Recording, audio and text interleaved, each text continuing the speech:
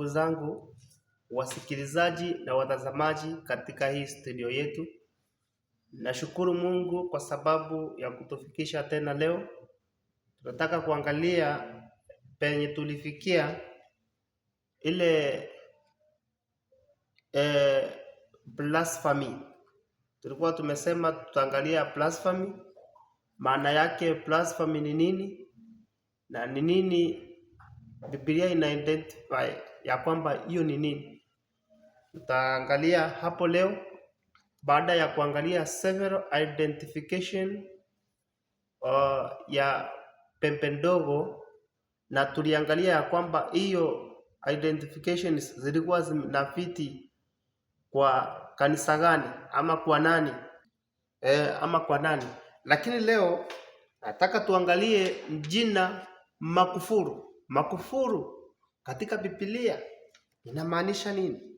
Katika Biblia makufuru, ukisoma kitabu cha John chapter 10 verse 33, hapa tunaangalia ya kwamba makufuru ni sawa na matusi, kwa maana Yesu aliposema yeye na Baba yake ni mmoja, ni umoja, Wayahudi walikuwa wanataka kupepa mawe ili wampige. Yesu aliwauliza, sasa mnanipiga mawe kwa nini? Kwa ajili ya kazi njema? Wakasema kwa ajili ya kazi njema hatutakupiga mawe kwa sababu ya makufuru. Kwa sababu wewe mwanadamu, wewe mwenyewe unajifanya kuwa Mungu. Hivyo ndivyo maandiko yanavyosema. Lakini kwa hivyo kulingana na ile desturi yao, walikuwa wanamaanisha mtu akijiita Mungu ama mtu akijifananisha na Mungu amekufuru. Naomba tusome hiyo andiko. John 10:33. Biblia inasema Wayahudi wakamjibu, kwa ajili ya kazi njema hatukupigi kwa mawe, bali kwa kukufuru, na kwa sababu wewe uliye mwanadamu wajifanya mwenyewe Mungu. Hawakujua ya kwamba Yesu ako na uungu ndani yake, na vile walikuwa wanavyojua mtu akijiita Mungu ama mtu akijidai ya kwamba anaweza samehe dhambi amekufuru. Hivyo ndivyo makufuru yanavyoonekana katika maandiko. Makufuru mengine ni yepi? Tukiangalia katika kitabu cha Luke 5:21. Luke 5:21 inasema, basi wale waandishi na Mafarisayo wakaanza kuhojiana wakisema, ni nani huyu asemaye maneno ya kukufuru? Ni nani awezaye kusamehe dhambi isipokuwa Mungu peke yake? Kumbe mtu akijidai ya kwamba anasamehe dhambi amekufuru. Sasa hayo yanakuja kutimiza kwa yule mmoja ambaye ni Ukatoliki. Askofu wa Rome, padri wa kanisa, anajifanya ya kwamba anasamehe watu dhambi zao. Hiyo ni makufuru. Hivyo ndivyo makufuru yanavyotamkika katika maandiko. Kitu cha kingine, both forms of blasphemies fit the papacy. On this earth we are holding the praise of Almighty. Encyclopedia Bob Leo wa 13 tarehe 20 mwezi wa 6 1894. Sasa wao wanasema ya kwamba katika hii dunia wanashikilia upande wa Mungu. Hakuna mwanadamu anayeshikilia upande wa Mungu. Yesu alipoenda mbinguni alituajia msaidizi ambaye ni Roho wa kweli. Sasa hao wenye wanashikilia upande wa Mungu si makufuru kweli? Hiyo ni makufuru. Wanasema frequently the Pope is called Holy Father. even though Jesus forbade this form of address towards any man. Yesu alisema katika Matthew 23:9. Matthew 23:9 tusome. Matthew 23:9, Biblia takatifu inasema, wala msimuite mtu papa duniani, maana Baba yenu ni mmoja aliye mbinguni.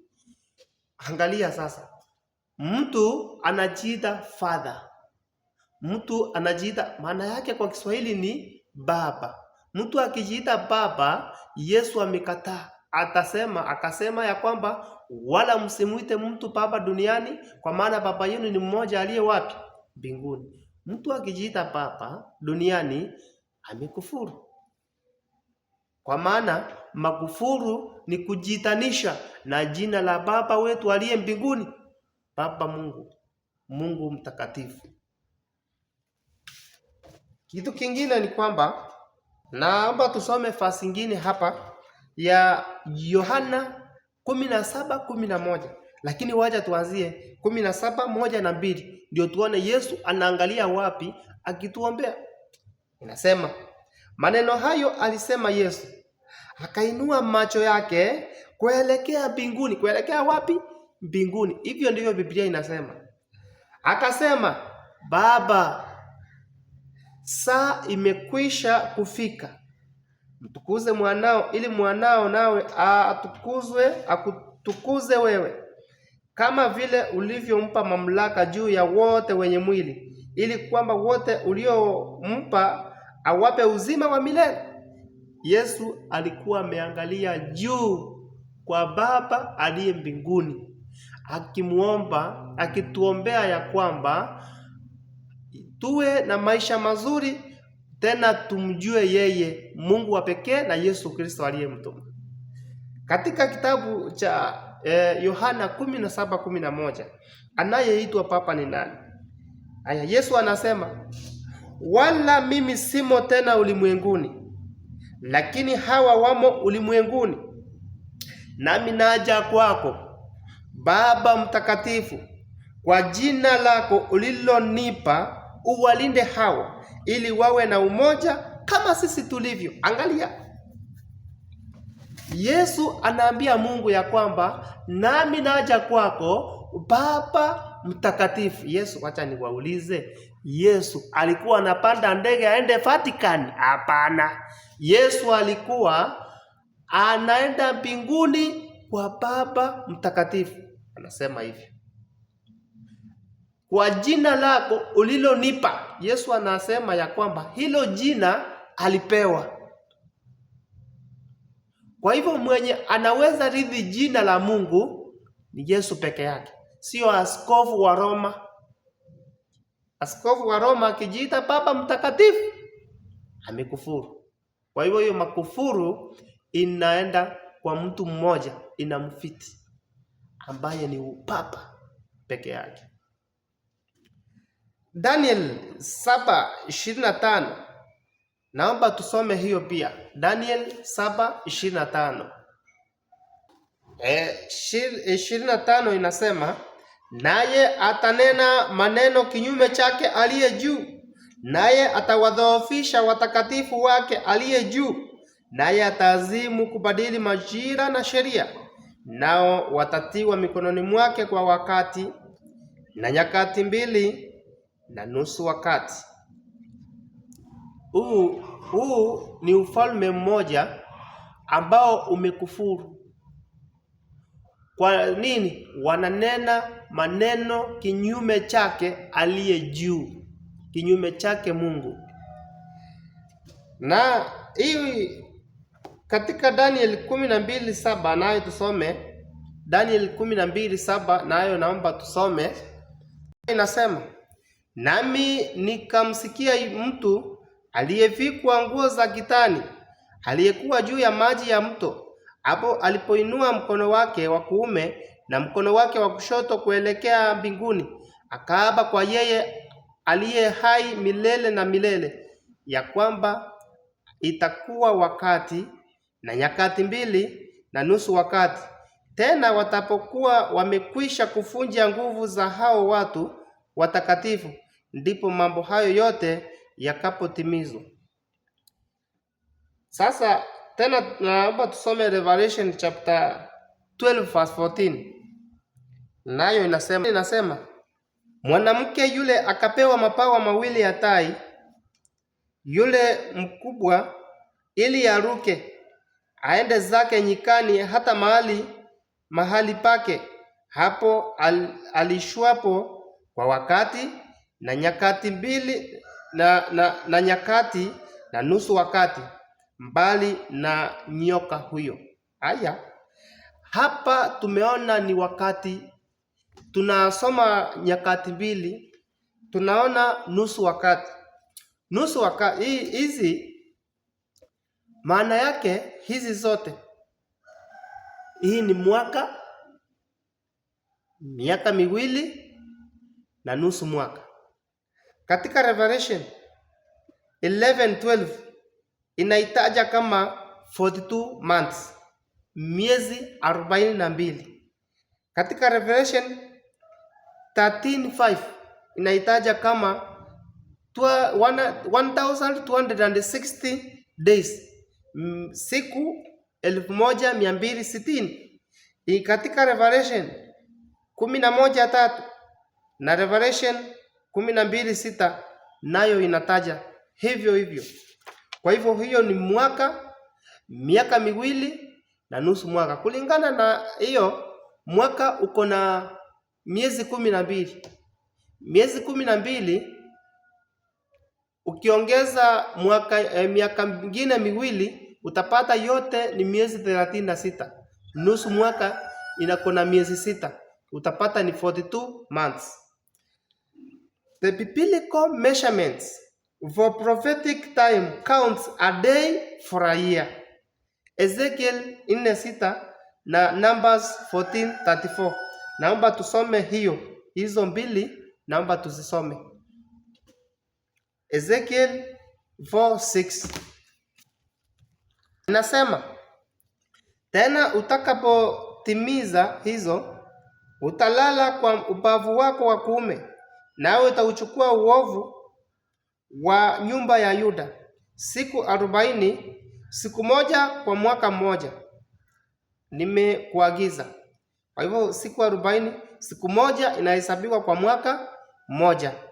Haya, tuende tena katika kitabu kingine cha Numbers chapter 14 verse 34. Hesabu 14:34 inasema, kwa hesabu ya hizo siku mtakazoipeleleza ile nchi, yaani siku 40, kila siku kuhesabiwa mwaka, mtayachukua maovu yenu, ndiyo miaka 40, nanyi mtakujua kufarikana kwangu. Kwa hivyo mwaka katika Biblia unahesabiwa kama siku moja. Kwa hivyo make it plain that in all these references is referring to the same period of time of 1260 actual years. One time by the understanding was meant to mean 1 year. Kwa hivyo one time ilikuwa inamaanisha mwaka mmoja. In those days they calculated lunar year of 360 days per year. One lunar month consisted of 30 days. See time of flood in Genesis chapter 7 verse 11 and 24. Tena tusome Genesis chapter 8 verse 4. Here are 150 days, 5 months. Accordingly, we find that 3.5 times, 3.5 years multiplied by 12 months is equal to 42 months. And 42 months multiplied by 30 days equal to 1260 days, or 1260 actual years in history. We find that this prophetic time period found its actual fulfillment in history of the papacy. The final destruction of the Ostrogoths is around 538 AD, which was last power or horn that withstood Rome. Is generally understood as the beginning of the Papal era of political dominance. Sasa tuangalie hii miaka 538 to 1798. Hii imeanzia hapa 538 AD to 1798. Napata 1260 years hapa. Hii era niyo hapo 538 to 1798. Hii ni period ya 1260 days ama 1260 years. Hapo ndio giza nene lilikumba ulimwengu. When we start counting 1260 years from the period of history, we arrive 1798. From here to here. From 538 to 1798, 1260 years. Tukisonga mbele katika hii historia, exactly in this year, Bob Pius wa sita was made captive under the leadership of French general alikuwa anaitwa Peter in aftermath of French Revolution. Bob Pius wa sita died in prison, alikufa kwa jela. The following prediction fulfilled. Revelation 13:10 inasema that he that leadeth into captivity shall go into captivity. Hiyo ikatimia. Concordance. Never again to this date had the papacy such clear supremacy and influence. A democratic constitution was established and Rome became a republic, and the political power of Rome came to an end exactly after 1260 years as prophecy has foretold. Katika Revelation 13:1-10, the history of Babel power is briefly recorded as it arose out of pagan Roman Empire, as it reigned for 1260 years and in the end received a deadly wound. Revelation chapter 13 verse 3, hiyo tusome, inasema, and I saw one of his heads as it were wounded to death, and his deadly wound was healed, and all the world wondered after the beast. This shows clearly that this power will exist until the return of Christ. Tusome katika kitabu cha Daniel 7:21 and 22. Tusome hiyo Daniel 7:21 na 22. Tusome Daniel 7:21 na 22. Nasema, na nikatazama na pembe hiyo ilifanya vita na watakatifu ikawashinda. Hata akaja huyo mzee wa siku, nao watakatifu wake aliye juu wakapewa hukumu, na majira yakawadia watakatifu wa umiliki ufalme. Umeona? Watakatifu, majira ikawadia watakatifu wa umiliki ufalme. During the time of the deadly wound and the reigning of its power, another beast comes to view, and I beheld another beast coming up of the earth, and he had 2 horns like a lamb and spake as a dragon. Akaongea kama joka, and he exercised all power of the first beast before him, and cast wacha tuisome kwa Kiswahili. Ni Ufunuo 13 aya yake ni 11, inasema, kisha nikaona mnyama mwingine akipanda kutoka katika nchi, naye alikuwa na pembe mbili mfano wa mwana kondoo, akanena kama joka, naye atumia uwezo. Kisha nikaona mnyama mwingine akipanda juu kutoka katika nchi, naye alikuwa na pembe mbili mfano wa mwana kondoo,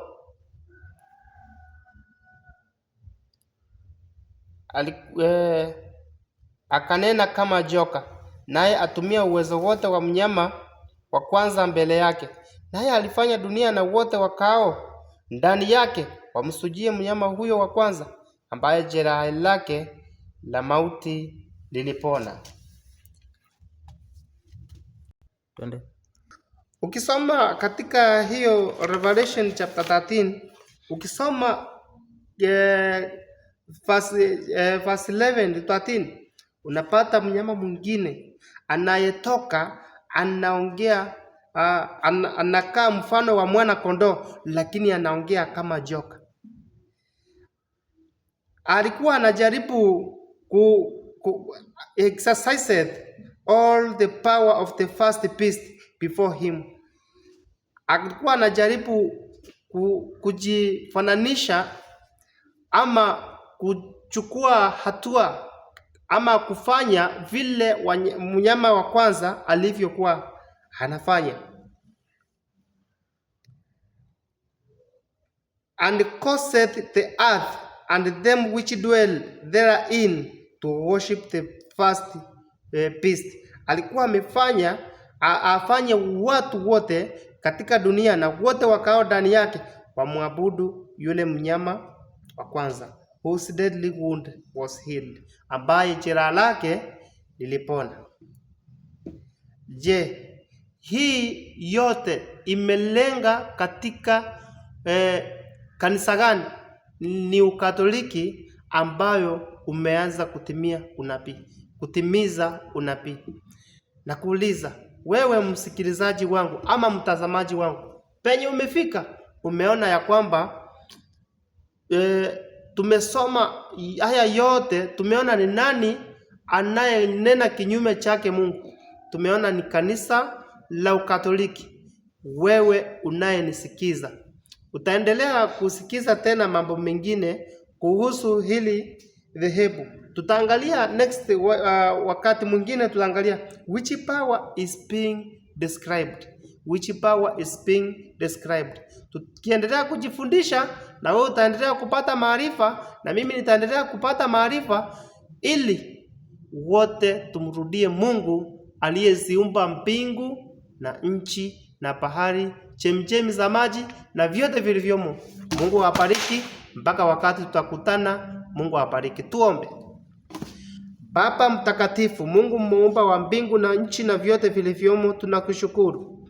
Umenilindia huyu mtazamaji na mimi umenilinda Bwana, umetuongoza ili tuendelee kufuatilia hili somo. Naomba Bwana utupe nguvu, utuumbie moyo mpya Bwana, utuongoze jinsi kupendesavyo, tukijua kweli zako tusisiache Bwana. Tufae machoni pako, tukupende Mungu wa pekee na Yesu uliyemtuma Bwana, jina lako litukuzwe. Tembea nasi hadi tutakapokutana tena. Jina lako litukuzwe milele, katika jina la Kristo Yesu aliye Bwana na aliye mkombozi wetu, tumeomba tukiamini. Amen.